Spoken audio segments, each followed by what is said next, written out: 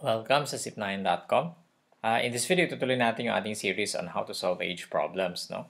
And kung mapapansin niyo as we go on towards the end of the series, ay makikita ninyo na mas nagfo-focus tayo on problems with fractions, no?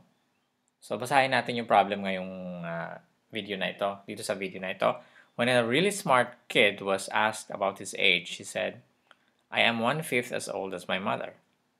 In 6 years, I will be 1/3 as old. How old is the kid and his mother? So, mukhang matalino itong batang ito, no? Hindi niya basta-basta sasabihin yung kanyang edad. So, kung ang nanay, kunwari, ay 40 years old, no? If the mother is 40 years old, how old is the kid, no?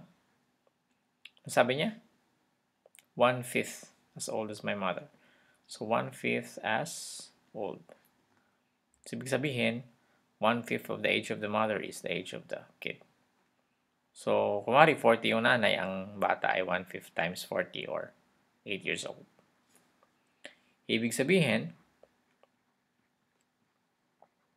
if the mother is X years old,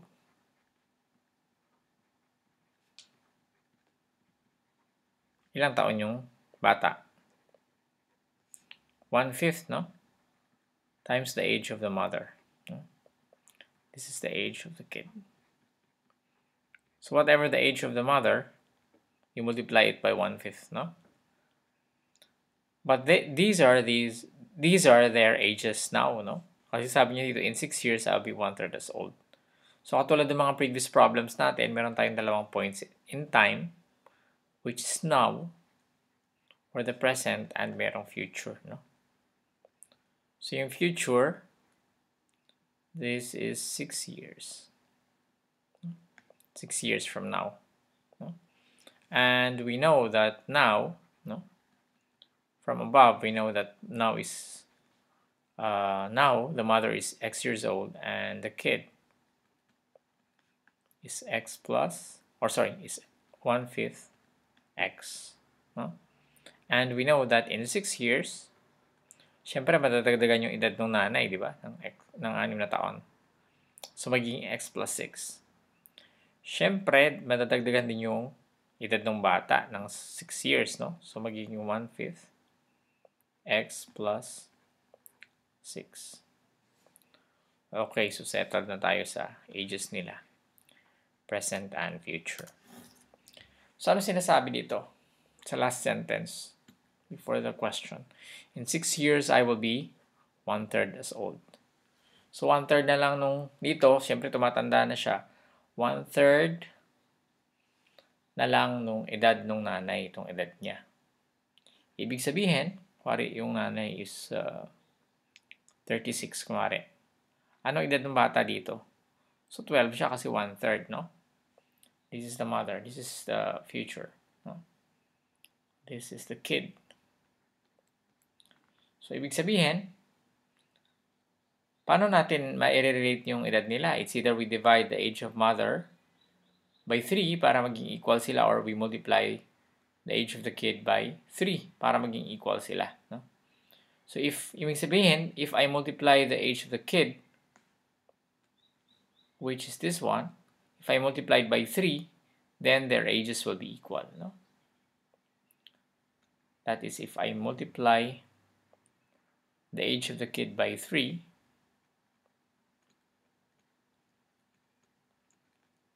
it will be equal to the age of the mother. No?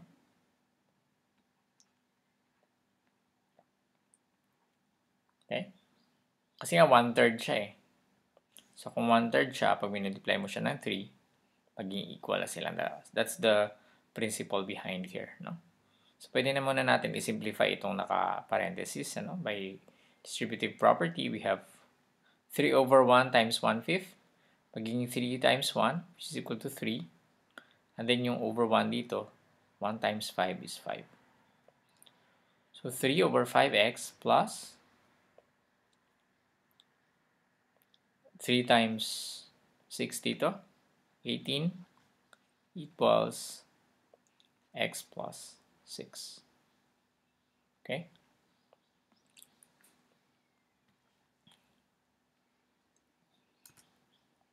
So, pwede na nating i-simplify yung equation, no?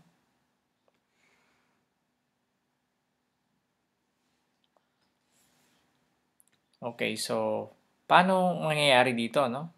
Gusto nating tanggalin yung fractions para mas simple. So, all we have to do is to multiply everything by 5. So, we multiply everything by 5 para matanggal yung 3/5. Okay? So, 3/5 times 5, makakancel out ito, no? Yung 5. So, magiging 3x na lang. Plus, 5 times 18 is 90. Equals 5 times x is 5x. Plus 5 times 6 is 30. Okay? So, tanggalin natin yung x dito. No? Magma-minus tayo ng 3x. Dito. No? Minus din tayo ng 3x dito. Siyempre, equal sila dalawa. So, mangyayari, mawawala na to, magiging 0 na to. Ang matitira sa left-hand side natin ay 90 equals 5x minus 3x is 2x plus 30. No? And of course, gusto naman natin tanggalin yung mga numbers sa kanan, ano? So, magma-minus tayo ng 30 dito. Para 2x na lang matitira. So, syempre, pag equation sila, magma-minus tayo ng 30 dito. So, magiging 60. This is 90 minus 30. This is 60 equals 2x. No? And of course, pag dinivide natin ng 2 itong dalawang ito, so this becomes 30. 60 divided by 2 is 30. Wala na tayong space, so hindi na tayo magdedetalye. Ano? And then, yung 2x divided by 2 is x. No? So, ito yung pinakasagot natin. This is what is our x? The age of the mother. So, this is 30. And how old is the kid? 1/5 of 30. This is 6. No? Napakatalino ng batang to, no? Sabi niya, I am 1/5 as old as my mother. So, 1/5 nga ba siya? Dito sa unang sentence, pwede tayo mag-check, ano? I am 1/5 as old as my mother. Tama ba siya? 1/5 ba yung 6 ng 30? So, tama siya dito. 6 is 1/5 of 30. In 6 years, no? Mag-check tayo dito sa taas banda. Check. So, yung unang sentence natin, tama. Yung pangalawang sentence natin, which is the more crucial of the two, in 6 years. Anong edad nila in 6 years? Yung mother is 36. No? Yung bata is 12. I will be 1/3 as old. Ang 12 ba ay 1/3 ng 36? Check rin siya. No? Which means that our answers are correct. So, yung sagot natin, yung bata ay, baka makalimutan ninyo, hindi ito yung sagot natin and this is not the answer. Kasi ito yung age nila in the future at ang tinatanong nila, how old is the kid and his mother? Ibig sabihin ng question na to, this is the present, which means that ito yung dalawang sagot.